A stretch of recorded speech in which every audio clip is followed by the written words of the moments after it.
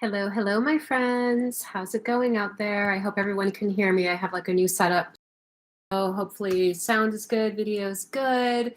Thanks so much for tuning in as we take a look at the energies showing up around today's new moon. So right now, as I'm streaming live, we're about 1 hour into the new moon cycle. The new moon is happening in the sign of Libra. And so it's a time of making new moon intentions. Each lunar cycle, as we have the new moon, the sun and the moon come into an alignment together, which on one level symbolizes an alignment or an attunement to our own inner lunar or feminine and our own inner solar or masculine. And so this is a really great day today and up through the next 3 days, especially right now while the the new moon is happening in Libra. It's a really good time to just take some space for centering, grounding, tuning in, and checking in with yourself, even on those intuitive levels, and asking yourself, what do I naturally feel guided to place my focus on or put my energy towards?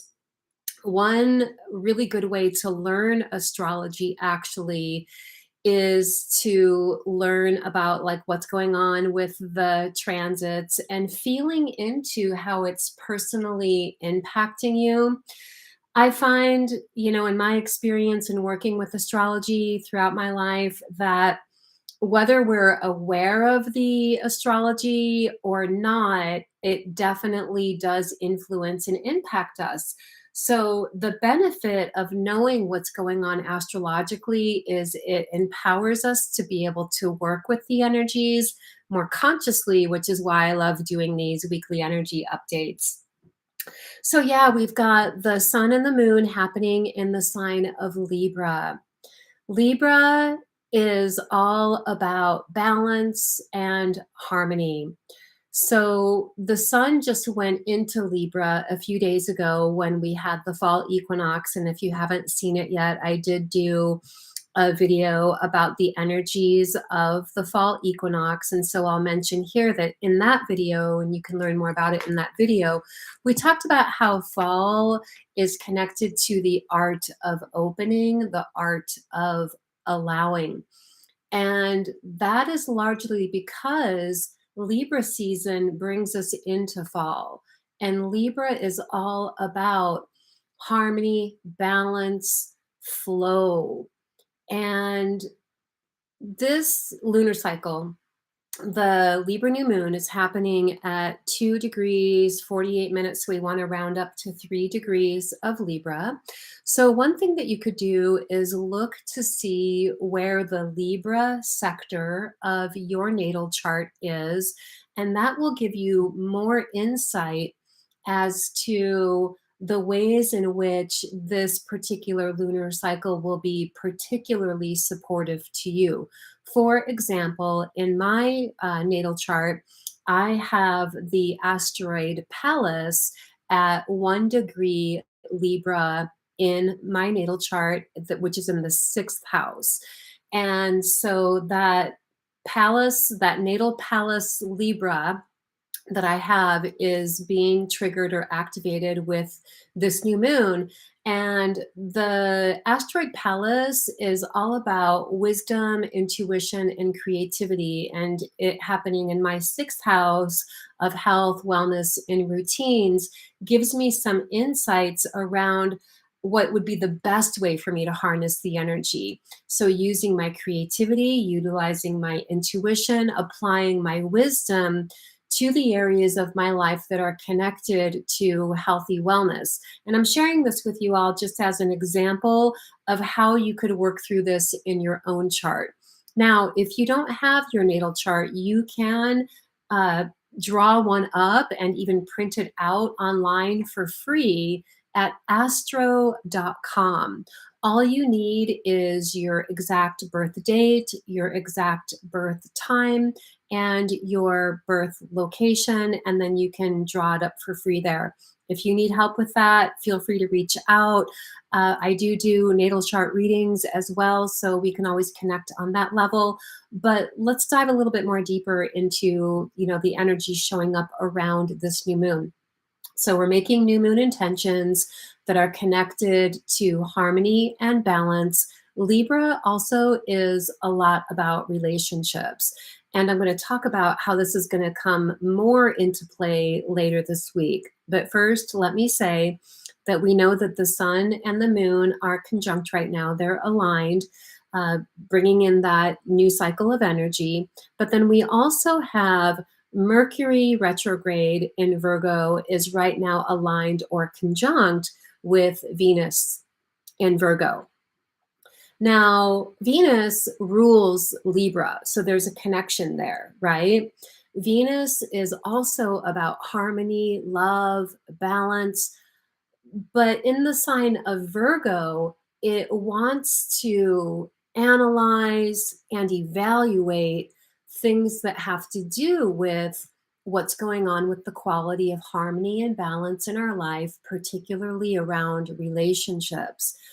And then the Mercury energy, which is retrograde now, also in Virgo, brings that analytical energy as well. So this is a time where we're all naturally compelled to be having considerations or thinking about where we need to reconcile balance in our life, not only around relationships, but also as that relates to our own self-care.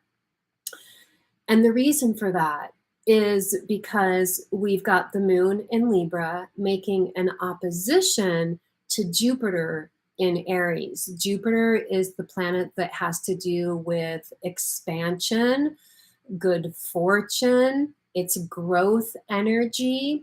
And Aries is the sign that has to do with our individuality, ourself. And so this puts a little bit of an awareness on, okay, well, what do I need for me? Right? What do I need for my own self growth? Especially with Jupiter being retrograde right now, it brings that energy a little bit more inward as opposed to like an external growth or expansion that the planet Jupiter usually brings. That growth and expansion is a little bit more inward now. And Aries brings us into the consideration of, okay, what do I need for me regarding my self-growth, my personal path, my self-care? And so that's why there's this sort of reconciling of balancing energies between what's going on in the most significant relationships in our lives, not only romantic relationships, but friendships, families, coworkers, neighbors, whatever relationships are significant to us in our lives right now. These are the ones that we're naturally bringing our awareness to in regard to how am I or where am I with these? Do I feel completely harmonized or aligned? And if not, where do I need to feel more balanced and what can I do to help support that and accomplish that? Now, the one thing that I wanted to mention is that although Virgo is, our Venus is in Virgo right now, in a few days on the 29th, Venus also goes into Libra, which loops it back around to that relationship harmony balance theme that's going on this week. So there's a big theme around that. Now, this is being further activated this week by the fact that right now we have Mars in Gemini. Mars is action oriented. It brings us, it inspires our drive, right? And Gemini is all about creative thinking, engaging with people, communication.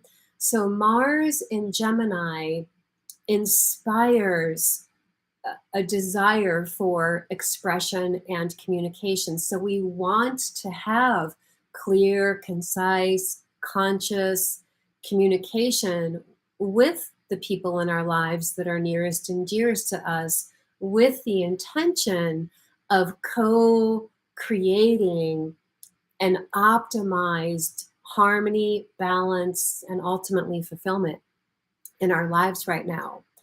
So this brings me to another point that I want to mention before we start looking into the cards. If you saw the videos that I uploaded throughout this past week, you'll know that we've got 6 planets in retrograde right now. Basically, all of the planets are retrograde except for the sun and the moon, which are considered luminaries and not really planets, and Mars and Venus. So Mars is representative of the sacred masculine also, and Venus, the sacred feminine. Both of these planets being the only ones that are direct right now shows us that this is where we can gain forward movement or make progress regarding our own sacred union within ourselves, our own sacred masculine, sacred feminine, harmony, balance, relationship of self-love within our own being. So this week is an excellent time to really be nurturing your self-care along those lines. Contemplating, what does the sacred feminine mean to you? What does the sacred masculine mean to you? Learning about it. For example, in regard to what we're talking about here, the sacred feminine is in highlight right now because the sacred feminine is very connected to that art of opening, the art of flowing that fall brings us into. The feminine is all about being and allowing, where the masculine is about taking action. So a really good empowerment practice with Mars being in Gemini and Venus currently in Virgo, getting ready to go into Libra, is utilizing that sacred feminine energy that's inspired by Venus to help us to really understand, again, what it is that we need to feel in our optimized well-being, and then harnessing the power of that Mars in Gemini to communicating that with ourselves first and foremost, right? Telling ourselves the truth about what we really need, how we really feel. I'm a big advocate for that. And then if and when time allows or the opportunity allows or it feels appropriate and flow, communicating, finding ways to invite clear, conscious, loving communication around those things with the people that are nearest and dearest to you. So I don't think I mentioned yet, I want to bring Pluto into the mix because Pluto's making some trines to the sun, the moon, Mercury, and Virgo right now. A trine is a positive aspect that is supportive. And Pluto right now is retrograde in the sign of Capricorn. Pluto is the planet of transformation. It symbolizes things having to do with symbolic death, rebirth, regeneration in our lives. And so with Mercury and Venus making a trine to Pluto, it feels like this Pluto energy is assisting us all in being able to actually have positive, transformative results based on the intentions that we set for ourselves that are connected to this overarching theme of balance and harmonization with our self-love, our self-care, and the way we're relating with others. And so with that, I'm going to go ahead and read some cards here. I felt guided to work with my Osho Zen tarot today. And so I'm going to start, we'll see what happens. I'm going to start by just choosing 3 cards around some additional insights and messages connected to the new moon energy. And then while I'm shuffling here, I'm going to mention, now that I'm getting into doing my videos in this live format, I spent most of my day today researching different streaming programs that I could use where I can share my screen a little bit more easy so that I can actually show you the charts, the astrology charts that I look at each week. I have it printed out on paper, but this is what I look at each week, and sharing the information that I share with all of you. And I'm figuring out a way where I can put it up on my screen and share it with all of you, so that for those of you who are learning a little bit more about astrology, actually looking at the glyphs, the symbols, the configurations, is going to help you to kind of put it together in your mind a little bit, sort of spatially, so to speak. Okay, so let me just select a few cards.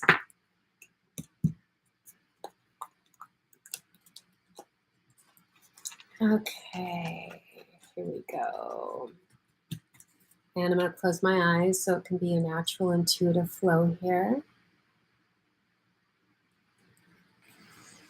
Okay, here's 1, 2, and 3.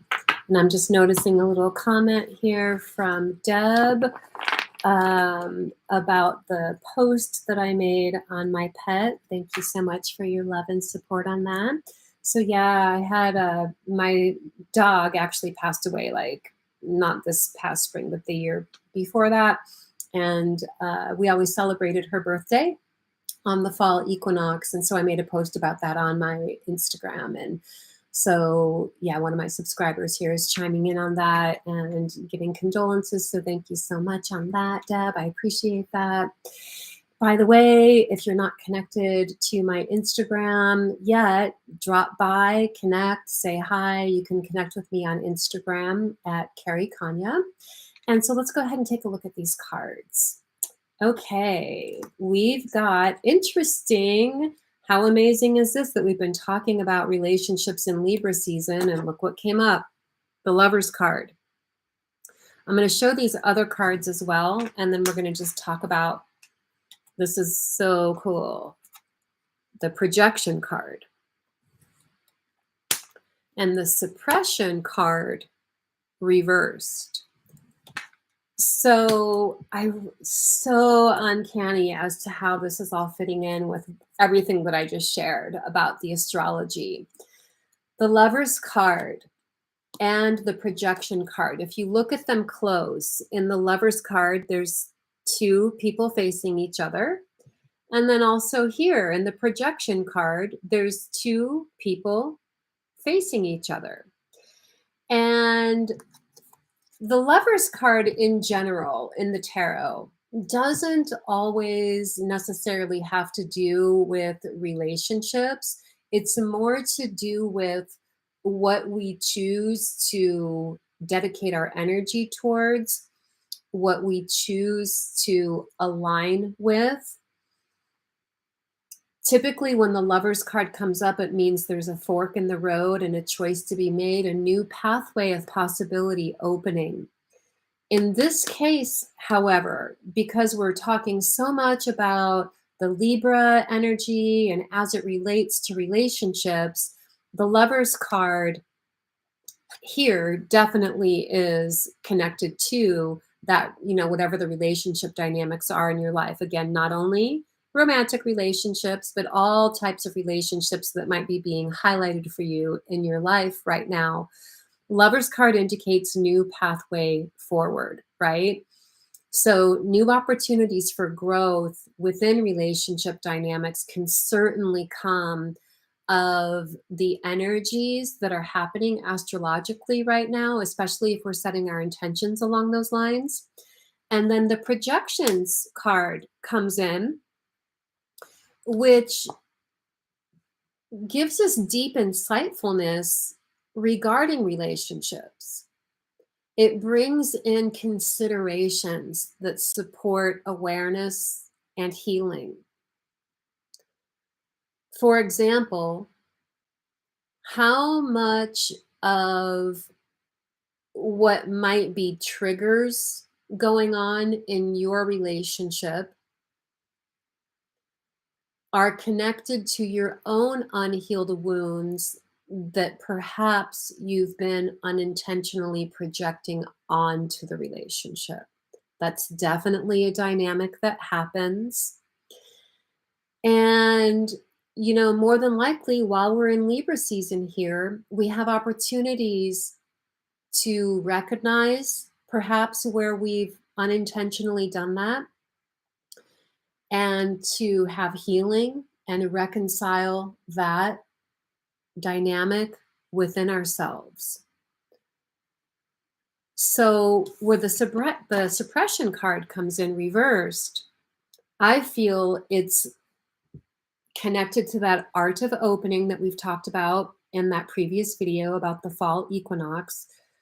We're letting go of being in resistance to whatever we have suppressed or pushed into our shadow side. And so these are a part of the things that are coming up regarding the projection possibility and the healing that can happen regarding relationships, your relationship with yourself and others. Really starts ultimately with your own healing. Being willing to be in a process of healing and integration around long-standing wounds that could be sabotaging relationships due to projections that are happening. Have you ever heard this is what's coming to mind, the phrase, so to speak, that we're never upset for the reason that we think we are? That's coming to mind when I'm looking at this projection card, right? Somebody says something that triggers us, right? So there might be a little bit of a part of us that feels irritated because of the right now situation, but it always has roots in deeper issues that haven't been completely healed, integrated, or reconciled yet. And so this is a part of what's coming up this week. This is a really good week to really tend to your self-healing, your self-care, journaling, getting out on outside, walking, movement. I'm a huge advocate for movement in regard to healing, of course, as I'm also a yoga teacher and a longtime dance teacher as well. And I do those things because they're amazing healing catalysts. So I definitely encourage all of us to get our bodies moving, connect with ourselves more deeply, have some self-reflection, contemplation, awareness around where you would like to have more balance in your life, how that relates to your relationship with yourself and your relationship with others, and just being on that journey of seeing these energies throughout this particular lunar cycle. In fact, I want to remind us all, and I talked about this in the fall equinox video that I did. This particular new moon cycle in sacred feminine wisdom teachings that are indigenous to the Southwest United States. In some tribes, this lunar cycle is called setting sun woman. Like the sun is setting. We're coming into the darker half of the year right now. And the teachings around this new moon cycle are connected to making sure that we're harnessing the power of our spiritual will to assure the continuation of being in a healthy, healing way in life. So it's our responsibility to bring that. If we want balance and harmony in our life, we have to be willing to put forth the efforts that we are able to hold space for that on our end. So I invite us all to practice that, especially through the next 2 weeks as we're coming into the full moon. And just being aware of what the results of that are. I guarantee that if you allow yourself to find creative ways to hold that space for harmonization, balance, you will see by the time we finish this lunar cycle where there has been substantial, definite, transformative energies unfolding. So I'm going to leave us with that today, guys. Thank you so much for tuning in, whether you're watching this now or later. And as always, I'm going to see you next week in the next video, maybe sooner if I do one midweek if I can. And yeah, all my love, blessings, namaste, and I'll see you in the next video. Blessings, guys. Take care.